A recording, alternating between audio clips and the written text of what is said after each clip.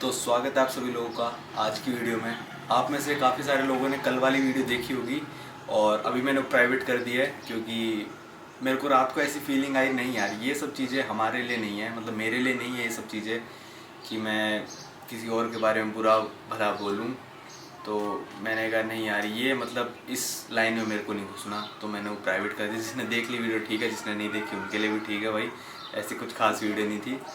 तो छोड़ते हैं उस टॉपिक को, ठीक है। और यार आप में से काफ़ी सारे लोग कह रहे थे भाई कहीं और शूट कर लो यार, यही मेरा रूम है यार, यही मेरा एक स्टूडियो टाइप कह लो यार। मेरे को बस अपने एक्सपीरियंस शेयर करने हैं और घुमाता तो आपको पूरा वर्ल्ड रहता हूँ यार मैं।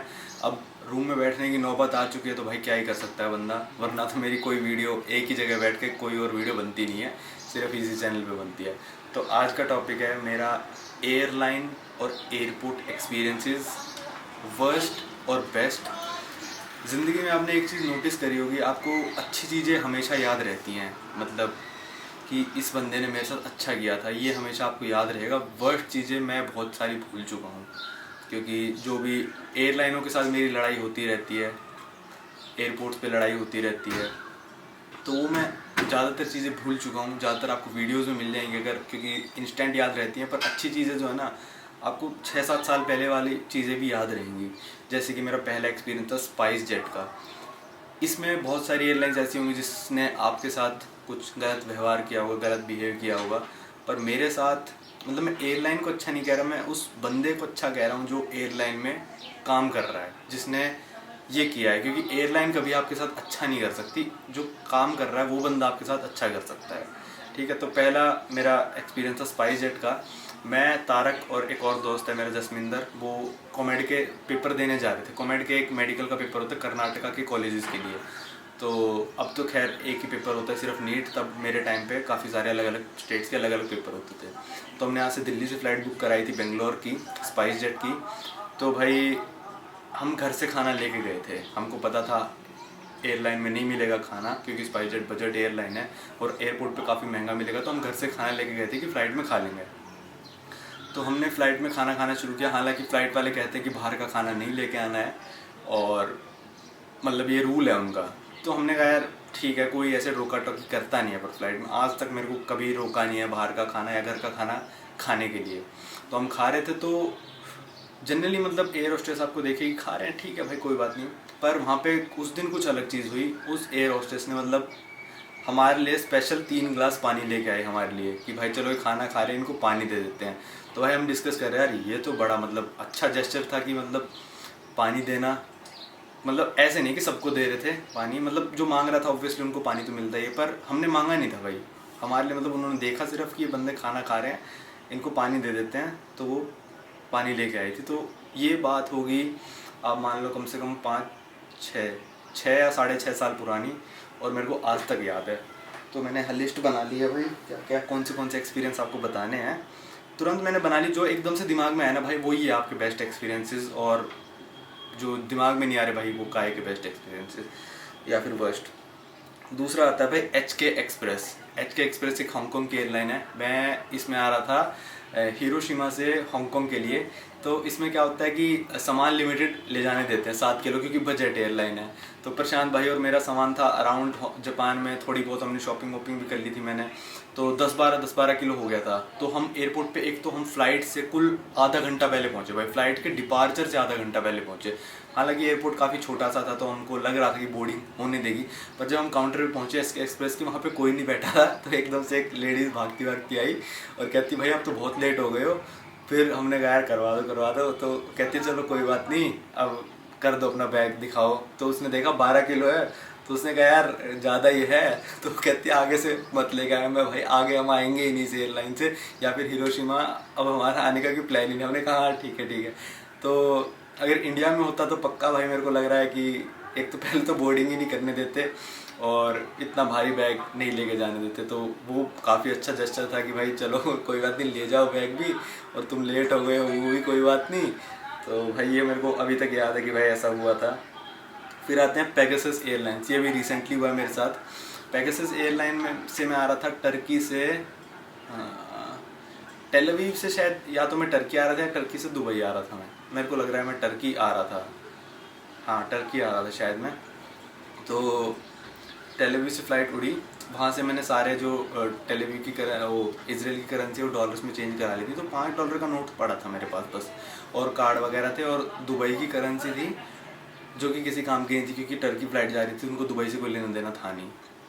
तो मेरे को लगी थी भूख, उन्होंने मेन्यू दिया, उसमें 6 यूरो का था, क्योंकि टर्की थोड़ा यूरोज़ में ज़्यादा बिलीव करता है, क्योंकि यूरोप के पास है तो यूरोज़ में सेल करते हैं वो चीज़ें, या फिर टर्किश लीरा में पेमेंट कर सकते हो, या डॉलर्स में कर सकते हो, या पाउंड में कर सकते हो।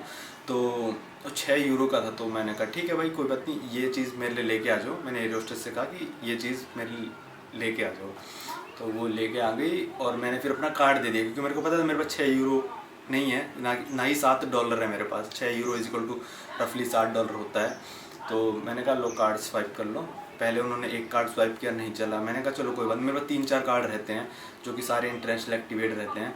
तो मैंने दूसरा कार्ड दिया, वो भी नहीं चला। मैंने तीसरा कार्ड दिया, वो भी नहीं चला। फिर मैंने कहा यार फिर तो एक काम करो, इस खाने को लेके चले जाओ, क्योंकि मेरे पास पैसे नहीं है आपको देने के लिए। मैंने खोला नहीं था, क्योंकि भाई जब तक पेमेंट अप्रूव ना हो जाए मैं खाना खोलता नहीं हूँ, क्या पता कहीं अटक जाए पेमेंट। तो मैंने कहा मेरे पास सिर्फ $5 का नोट है, और मेरे पास और पैसे हैं नहीं अभी, मेरे कार्ड थे वो अब चले नहीं, तो आप खाना लेके चले। तो उन्होंने कहा, उन्होंने मतलब 1 मिनट के लिए सोचा, वो कहती कोई बात नहीं आप मेरे को $5 का नोट दे दो। मैंने $5 का नोट दे दिया, बल्कि बिल $60 का था। उन्होंने बिल मेरे को 6 यूरो का बना के दिया, मतलब मशीन में से 6 यूरो काटे। पता नहीं $2 उन्होंने अपनी जेब से भरे होंगे, कैसे भी करे होंगे, पर मेरे से सिर्फ $5 चार्ज करे, और कहती कोई बात नहीं चलो चलता है यार इतना। तो यार मैं एकदम से हैरान हो गया, यार ऐसा भी होता है क्या। तो ये मैंने वीडियो में नहीं बताया था, क्योंकि तब मैं थोड़ा जल्दी में दुबई उतरा था, और थोड़ा कोरोना सिचुएशन थी, तो मैं थोड़ा टेंशन में था। तो एक ही एक्सपीरियंस था जो मेरे को आज तक याद है। आज तक क्या, भी 3-4 महीने पुराना एक्सपीरियंस, पर ऐसा पहली बार हुआ था मेरे साथ कि सस्ते में खाना मिल गया हो। फिर मैंने कहा था कि मेरे पास ये इजराइल के सिक्के पड़े हैं। मैं कहा अगली बार इजराइल आओ तो यूज़ कर लेना इनको। 3-4 लीरा पड़े थे, 3-4 सॉरी ये इजरायली शेकल पड़े थे। मैंने कहा अगली बार आओ तो यूज़ कर लेना। तो कहती नहीं कोई ज़रूरत नहीं है। तो मैंने कहा ठीक है। फिर आते हैं अगले एक बुरे एयरलाइन पे। बुरा एक्सपीरियंस एयरलाइन का ऑब्वियसली एयर इंडिया का ही हो सकता है, क्योंकि एयर इंडिया वाले बिल्कुल सरकारी नौकरी जो करता है भाई वो बंदा मतलब दिल से तो करता ही नहीं नौकरी, कि मतलब उसको पता है कि सरकारी नौकरी फिक्स है, कुछ भी करो निकाल नहीं सकते। तो मैं एयरपोर्ट पे पहुंचा, मैं टाइम पे पहुंचा था। इजराइल की पहली वीडियो की बात है, आप जाके देख सकते हो, ठीक है। नहीं इजराइल की पहली वीडियो, हाँ इजराइल की पहली वीडियो की बात है। मैं दिल्ली से मुंबई जा रहा था, डोमेस्टिक फ्लाइट थी एयर इंडिया की। तो मैं पहुंचा एयरपोर्ट में, टाइम से बहुत पहले पहुंच गया था, लगभग शायद मैं 1.5 घंटा पहले पहुंच चुका था। तो एक तो भाई वहाँ पे कोई लाइन में था नहीं, ऊपर से दूसरी फ़्लाइट की बोर्डिंग चालू है। मैंने कहा भाई अब तुम्हारे पैसेंजर सारे बोर्ड करके चले गए हैं, तो इसमें मतलब टिकट लेके चलेंगे बोर्डिंग पास, तो इसमें मेरी क्या गलती है भाई, मैं तो टाइम पे आया हूँ ना। भाई उससे लड़ तो कहते हैं भाई अब टाइम पे नहीं आया। मैंने कहा भाई मैं क्या ही बोलता, भाई तू भाई रोज़ काम करता है, 1.5 घंटा पहले मैं खड़ा हूँ यहाँ पे। तो भाई कहता अगली बार से आके देखना। मैंने कहा भाई ये कौन सी दम, ये लिटरली ये वर्ड्स उस बंदे की, अगली बार से आके देखना। मैंने कहा हाँ चल कोई बात नहीं। भाई उस टाइम मैं जल्दी में था और ना कैमरा ऑन था। मैं मतलब ऐसे कोई ऐसा बुरा करता तो मैं बता देता हूँ, लोगों को यकीन करना है करो, नहीं करना मत करो। मैं ऐसे कोई वीडियो कई बार बन जाते तो दिखा देता हूँ, वरना मैं ऐसे कोई वीडियो नहीं बनाने लगता कि भाई तुम मेरे साथ बुरा कर रहा है मैं तो वीडियो पे शूट करूँगा। नहीं ठीक है भाई मानना है मान लो। तो उसके ये वर्ड थे कि तो अगली बार करके देखना। मैं कहा भाई अगली बार क्या करेगा, भाई 2000 की फ़्लाइट है दिल्ली से मुंबई की, मैं एक और बुक करा लूँगा, पर तुम्हारी एयरलाइन की रेपूटेशन तो गिर गई ना भाई। उस वीडियो पे आज 7 लाख व्यू हैं जिस पे मैंने एयर इंडिया की बुराई करी है। एयर इंडिया एयरलाइन वैसी डूब रही है यार, तुम थोड़ा देख लो, तुम्हारी नौकरी जाएगी भाई अगर एयर इंडिया डूब जाएगी तो, मेरा कुछ नहीं जाएगा। एयर इंडिया बंद होती है तो एयर इंडिया वालों की नौकरी जाती है, तुमको कोई इंडिगो वाला भर्ती नहीं कर लेगा। तो एक ये एक्सपीरियंस है। एयर इंडिया मैं 3-4 बार जा चुका हूँ, आज तक कभी अच्छा एक्सपीरियंस ऐसा कुछ हुआ नहीं कि जो मैं हमेशा के लिए याद रखूँ। फिर आते हैं भाई सिंगापुर और एमिरेट्स एयरलाइन। बेस्ट एयरलाइन है वर्ल्ड की यार, इसमें कुछ बताने वाली बात नहीं है। क्रू अच्छा होता है, आराम से आपसे अच्छी तरह बात करेंगे, अच्छी तरह खाना देंगे, तो इसमें कोई मतलब खास नहीं था जो कि एक्सपेक्टेड नहीं था। मतलब प्रीमियम एयरलाइंस है तो प्रीमियम सर्विस मिली थी, कुछ ना बुरा हुआ मेरे साथ ना कुछ ऐसा मतलब प्रीमियम से बढ़कर हुआ कि मेरे को बिजनेस क्लास में शिफ्ट कर दिया, कुछ ऐसा नहीं हुआ। तो अच्छी एयरलाइंस हैं, पर प्रीमियम एयरलाइंस है तो ऐसा कुछ खास एक्सपीरियंस था नहीं। अगला एयरपोर्ट आता है सिंगापुर एयरपोर्ट, वर्ल्ड का नंबर 1 एयरपोर्ट है। तो हम पहुंचे थे सिंगापुर एयरपोर्ट, हमारी फ़्लाइट थी हांगकांग के लिए सिंगापुर एयरलाइंस की। तो हम हॉल्ट था हमारा सिंगापुर में 16-17 घंटे, हम सिंगापुर घूम के आए, अपना बोर्डिंग पास एयरपोर्ट के बाहर स्कैन किया, मतलब एयरपोर्ट में घुसने से पहले स्कैन किया, और उसके बाद हमारा इमिग्रेशन नहीं हुआ भाई, ना इमिग्रेशन हुआ हमारा। सिक्योरिटी चेक भी हुआ था शायद, सिक्योरिटी चेक छोटा सा हुआ था, इमिग्रेशन हुआ ही नहीं हमारा भाई। बाहर से आए हम एयरपोर्ट पे, पासपोर्ट स्कैन किया, बोर्डिंग पास स्कैन किया, इमिग्रेशन ही नहीं हुआ भाई, स्टैम्प ही नहीं लगी। मतलब इमिग्रेशन वाले से मैंने चेहरा देखा ही नहीं मैंने भाई, हुआ ही नहीं इमिग्रेशन। तो एक तो ये एक्सपीरियंस बहुत अच्छा था। और हमारा हॉल्ट था तो 5-6 घंटे बचे थे, तो वहाँ पे मसाजिंग चेयर्स हैं भाई, जाके लेट जाओ उन मसाजिंग चेयर्स पे, आराम से वो मसाज कर रही है, अलग अलग सेट कर लो, फ्री ऑफ कॉस्ट, कुछ आपको रुपए देने की जरूरत नहीं है। हर टर्मिनल का अलग अलग है। सिंगापुर एयरपोर्ट पे हम पता नहीं उस टाइम कौन सी टर्मिनल पे थे, पर आराम से लेट जाओ। और भाई मसाजिंग चेयर्स पे चलो आपका नंबर ना आए, बहुत सारे पैसेंजर, मेरा भी काफ़ी देर बाद आया था, तो एक लंबी लंबी कुर्सियाँ भाई, उस पर जाके लेट जाओ, बहुत सारी हैं भाई। ये नहीं है दिल्ली एयरपोर्ट में बहुत कम है यार, बहुत सारी कुर्सियाँ हैं यार वहाँ पे, मतलब आपको पक्का कोई ना कोई खाली मिल जाएगी भाई। और एक एम्बियंस ऐसा है उस एयरपोर्ट का यार, मतलब आप घूमोगे ना आपको लगेगा हाँ फ्री सिनेमा हॉल, वहाँ पे पता नहीं भाई, एक सिनेमा हॉल है फ्री, वहाँ पे जाके बैठ जाओ, मूवी चल रही है, आप मूवी देखो आराम से, वहाँ पे जाके सो जाओ। तो भाई मतलब ऐसा लगता है कुछ अलग ही दुनिया में आ गए हुए। एयरपोर्ट बहुत बढ़िया है यार, बस अभी इतना तो याद है नहीं और क्या क्या था, पर बहुत कुछ था। मेरी आप वीडियो में जाके देख सकते हो, जापान जो पहली बार गया था। फिर आता टर्की एयरपोर्ट, इसके साथ मेरा हमेशा बुरा एक्सपीरियंस रहा है। टर्की एयरपोर्ट, मैं दोनों टर्की एयरपोर्ट जा चुका हूँ, न्यू टर्की इस्तांबुल वाला नया एयरपोर्ट भी, और 100 करके एक एयरपोर्ट है, SAW कोड है एयरपोर्ट का, वो जब मैं पेगासस एयरलाइन से आ रहा तब भी गया था। तो भाई टर्की इतना बड़ा देश है, थोड़ा यार फ्री वाईफाई दे देते कम से कम भाई। इतने लंबे लंबे हॉल्ट थे मेरे, 10-10 घंटे के, 16-16 घंटे के टर्की के एयरपोर्ट पे भाई। फ्री वाईफाई नाम की वाईफाई बेच रहे हैं भाई, सारे स्टोर्स ने वो बना रखी है अपनी एक अलायंस, और वाईफाई बेच रहे हैं कि आपको कुछ ना कुछ खरीदना पड़ेगा तभी हम आपको वाईफाई देंगे। मैंने कहा यार एयरपोर्ट पे कुछ ना हो ना, वाईफाई ना हो, इससे बुरी चीज़ किसी एयरपोर्ट के लिए कुछ नहीं हो सकती भाई, कि वाईफाई नहीं हो उस एयरपोर्ट पे भाई। 4 ड्यूटी फ्री दुकानें कम बना देते भाई, वाईफाई दे देते भाई। मतलब यार पूरे देश को रिप्रेजेंट कर रहा है वो इस्तांबुल का एयरपोर्ट, और तुम वाईफाई नहीं दे रहे वहाँ पे। लोग मतलब मैंने कई फॉरेनर्स देखे भटक रहे हैं ऐसे ही भाई, वाईफाई मिल जाए कहीं पे। मैं यार वाईफाई तो यार दिल्ली एयरपोर्ट में भी दे रखा है चाहे वो 45 मिनट तक लिमिटेड हो यूज़ करना, और इंडियन नंबर डालने के बाद यूज़ कर सकते हो आप इंडिया के वाईफाई को। ये भी इम्प्रूव करना पड़ेगा इंडियन एयरपोर्ट को कि भाई सबके लिए फ्री कर दो भाई। अब तो जियो आ चुका है, तुम क्यों ही 45 मिनट का टंटा कर रखा है। तो बस मतलब 4 लाइट कम लगा देते टर्की एयरपोर्ट पे भाई। वर्ल्ड का घूमने के लिए बेस्ट एयरपोर्ट कह सकता हूँ मैं। सिंगापुर एयरपोर्ट के बिल्कुल मुकाबले का एयरपोर्ट है टर्की का जो एयरपोर्ट बनाया, बहुत बेहतरीन एयरपोर्ट बनाया नया वाला। वाईफाई नहीं है फ्री का, तो क्या फ़ायदा, मतलब क्या बचा रहे थे तुम। एक बार वाईफाई लगाना ही तो था यार, कौन सा कोई खर्चा आ रहा है पूरे एयरपोर्ट पे। फिर आता है भाई इंडियन एयरपोर्ट। इंडियन एयरपोर्ट पे कभी भी मेरा अच्छा एक्सपीरियंस तो हुआ ही नहीं। मैं ज़्यादातर फ्लाइट दिल्ली एयरपोर्ट से नहीं है, कभी भी अच्छा एक्सपीरियंस नहीं हुआ मेरा दिल्ली एयरपोर्ट पे। गेट के अंदर घुसो, एयरपोर्ट पे घुसने से पहले इतनी लंबी लाइन, फिर एयरपोर्ट घुसने के बाद बोर्डिंग पास कलेक्ट करने के लिए इतनी लंबी लाइन, फिर बोर्डिंग पास कलेक्ट करके भाई आप इमिग्रेशन में जाओगे तब इतनी लंबी लाइन, इमिग्रेशन के बाद आप सिक्योरिटी चेक कराने जाओगे तब इतनी लंबी लाइन। अबे भाई तुमको दिख रहा है यार कि इतनी लंबी लंबी लाइन लग रही हैं, तो भाई थोड़ा एयरपोर्ट को एक्सपेंड कर दो, 4 कर्मचारी एक्स्ट्रा बिठा दो। इमिग्रेशन की डेस्क खाली पड़ी रहती हैं आधी, तो सिक्योरिटी की डेस्क आधी खाली पड़ी रहती हैं भाई, बोर्डिंग काउंटर आधे खाली पड़े रहते हैं। चलो बोर्डिंग तो एयरलाइन के ऊपर है, तो भाई जो सरकारी काम है कम से कम वो तो पूरा कर लो यार ढंग से। पता है भाई, तो आप चाहे 3 घंटे पहले पहुंच जाओ रश आवर में, अभी तो कोविड में खाली पड़ा हुआ है एयरपोर्ट, अब चाहे 3 घंटे पहले पहुंच जाओ रश आवर में भाई, आपको 1 मिनट सांस नहीं मिलेगा कि बैठ जाओ वहाँ पे। मैंने सब पहले भी पहुंच के देख रखा है, बाद में पहुंचने का ज़्यादा फ़ायदा रहता है, क्योंकि मैं उनके नाक में दम कर सकता हूँ भाई मेरी तो फ़्लाइट है, मेरे को जल्दी पहुंचाओ। 3 घंटे पहले पहुंच जाओगे, आप किसी को कुछ कह नहीं पाओगे कि मेरी फ़्लाइट है मेरे को जल्दी पहुंचाओ, और आप 3 घंटे खड़े रहोगे बस लाइनों में। इतने बेकार एक्सपीरियंस है इंडियन एयरपोर्ट के, तो मेरे को याद भी नहीं है। हर बार कुछ ना कुछ, हर बार किसी ना किसी एयरलाइन के कर्मचारी के साथ मेरी लड़ाई होती है भाई, क्योंकि जो इंडिया के एयरपोर्ट पर कर्मचारी बैठे होते हैं ना भाई, वो मतलब अपनी अलग ही अकड़ में रहते हैं कि भाई जो अभी बोर्डिंग पास कलेक्ट करने आएगा बंदा, वो तो पागल है भाई, वो मतलब रिक्शा चलाता है, वो रिक्शा में घूमता है, इसको कुछ नहीं पता है, पहली बार एरोप्लेन में बैठ रहा है और हम इसके बॉस हैं, ये पागल है।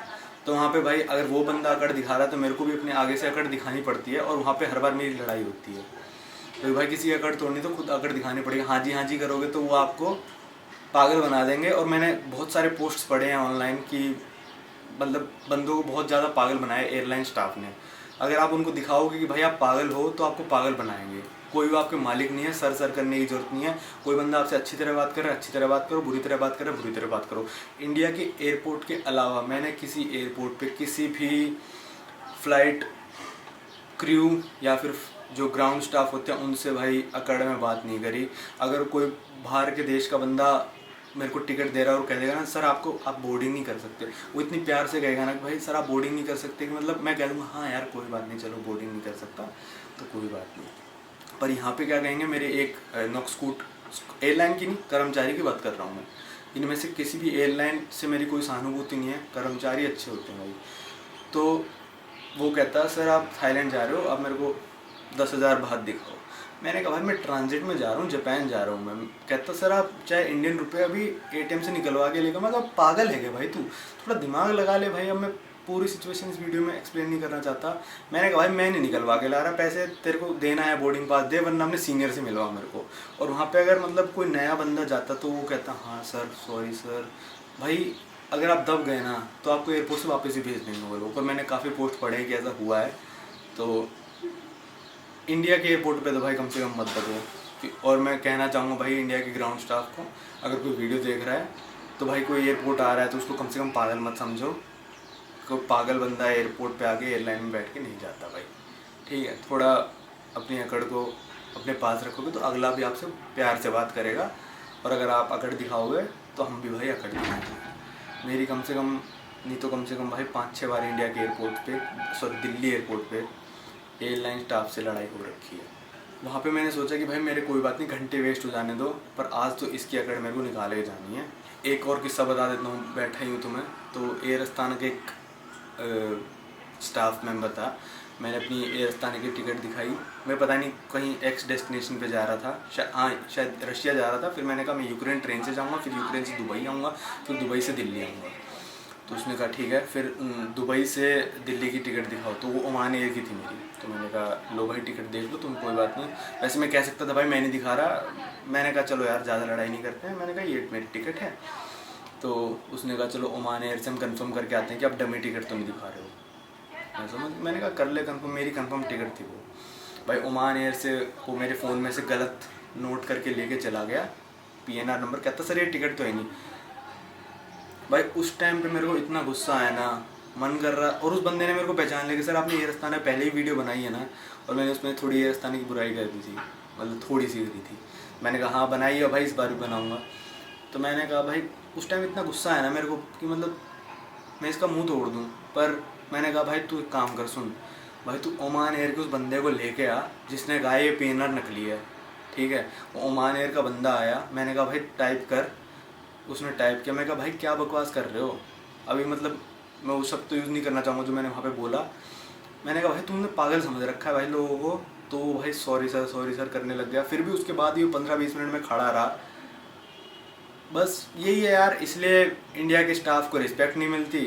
तुम पैसे तो कमा लोगे यार, कम से कम लोगों की यादों में ही रह जाओ भाई, कुछ ढंग का कर लो यार। इंडिया के जो ये एयरपोर्ट से बैठे रहते हैं बंदे, भाई तुम जॉब कर रहे हो, तुम्हारा काम है बोर्डिंग पास देना। एक तो ये इंडिया वाले इमिग्रेशन बन जाएंगे बोर्डिंग पास वाले ही। तेरा वहाँ से कहाँ जाओगे, वहाँ से कहाँ जाओगे। अबे तेरा काम नहीं है भाई, वो इमिग्रेशन का काम है। तू इमिग्रेशन पे छोड़ दे उस काम को, ठीक है। तेरा काम है बोर्डिंग पास देना, सामान लोड करना, सामान लोड कर बोर्डिंग पास दे बस।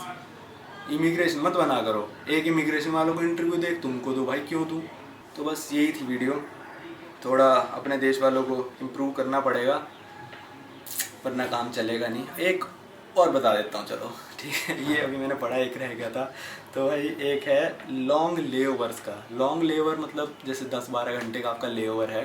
तो जैसे आप पहुँच गए सेकंड एयरपोर्ट पे और आपको थर्ड एयरपोर्ट पे जाना है, तो भाई आपका 10-12 घंटे का लेओवर है। वहाँ पे पहले तो आप सोचोगे भाई सो ही जाता हूँ यार, 10-12 घंटे सो जाता हूँ। आप कहीं जाके कोने में जाके सो रहे होगे। अब 2 या 3 घंटे सोए, ठीक है। आपकी एकदम से नींद, अरे भाई फ्लाइट निकल ना जाए भाई, आप ऐसे हो जाओगे। मेरे साथ बहुत बार हुआ है ये भाई, बहुत बार। हर 20-20 मिनट में मेरी नींद खुल जाती है कि भाई कहीं फ़्लाइट ना उड़ जाए, कहीं ऐसी लंबी नींद ना लग जाए कि फ़्लाइट ही चली गई। और ऐसा मेरे साथ होते रह गया था जॉर्डन एयरपोर्ट पे। मेरा गेट था 30 और लास्ट गेट था 31, एयरपोर्ट का लास्ट गेट 31 था। तो 30 पूरा भरा पड़ा था, तो मैं 31 के पास जाके लेट गया और वहाँ पे सो गया। 2 घंटे बाद मेरी फ़्लाइट थी। तो जब मैं उठा तो मैं देख रहा हूँ यार सब बंदे बैठे हैं, तो मैंने कहा यार अभी बोर्डिंग शुरू नहीं हुई होगी। तो भाई फिर मैं सो गया। मैं 5 मिनट बाद दोबारा उठा, मैंने दोबारा उठा, मैंने कहा यार पूछ लिया तो क्या दिक्कत है यार, फ्लाइट लेट वेट हो गई है, क्या हो गया है। तो तब होती है announcement, this is the last call for passengers going to Muscat. मैंने कहा भाई ये क्या हो गया, पैसेंजर तो सारे यहाँ बैठे हैं। पर बाद में पता चल रहा है दूसरी फ्लाइट के पैसेंजर हैं, क्योंकि सारे मुस्लिम थे और सारे एक जैसे कपड़े पहन के बैठे थे। तो मैं कंफ्यूज हो गया भाई कौन सी किस फ्लाइट के हैं। मैं गया भागा। वो कहता सर फ्लाइट तो पूरी बोर्ड हो चुकी है, जाने के लिए तैयार है।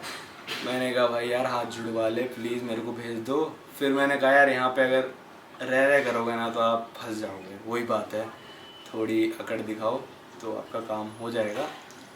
99% ऑफ चांसेस हो जाता है, क्योंकि अगर आप प्राइवेट एयरलाइन से जा रहे हो तो थोड़ी अकड़ ज़रूर दिखाओ, क्योंकि उनको अपनी जॉब जाने की खतरा रहता है उनका। तो अगर सरकारी से जा रहे हो एयर इंडिया से तो भाई वो भगवान भरोसे हो आप। तो उन्होंने कहा यार, मैंने कहा यार भेज दो। मैंने कहा अभी तो लास्ट अनाउंसमेंट हुई है भाई, तू ऐसे कैसे बोल सकता है, अभी तो लास्ट अनाउंसमेंट हुई है। अभी जब मैं उसके गेट की तरफ पहुंचा था तब लास्ट अनाउंसमेंट हो ही रही थी। मैंने कहा देख ले भाई अभी भी हो रही है। तो उसने भाई मेरा बोर्डिंग पास कर दिया। तो कहता कहाँ था, मैंने कहा भाई यहीं तो था मैं। फिर मेरी भी गलती थी थोड़ी भाई, उनकी भी गलती थी क्योंकि लास्ट अनाउंसमेंट हो रही थी, अगर नहीं होती तो भाई मेरे पास होता नहीं, उसने बोर्ड करने दिया। मैंने कहा चलो ठीक है। तो लॉन्ग लेवर से मेरे को काफ़ी डर लगता है कि भाई नींद ना लग जाए और मेरी फ़्लाइट मिस ना हो जाए। तो बहुत लंबी वीडियो बन गई यार, बहुत ज़्यादा लंबी, पर ठीक है यार। ये थे एक्सपीरियंसेस मेरे एयरलाइन और एयरपोर्ट के, जो मेरे को याद हैं, जो मतलब दिमाग में बैठ जाते हैं ना जो चीज़, वो ही बताता हूँ मैं वीडियो में। चलो भाई अब मिलते हैं आपको कल परसों, मतलब जब भी मेरा वीडियो बनाने का मन होगा।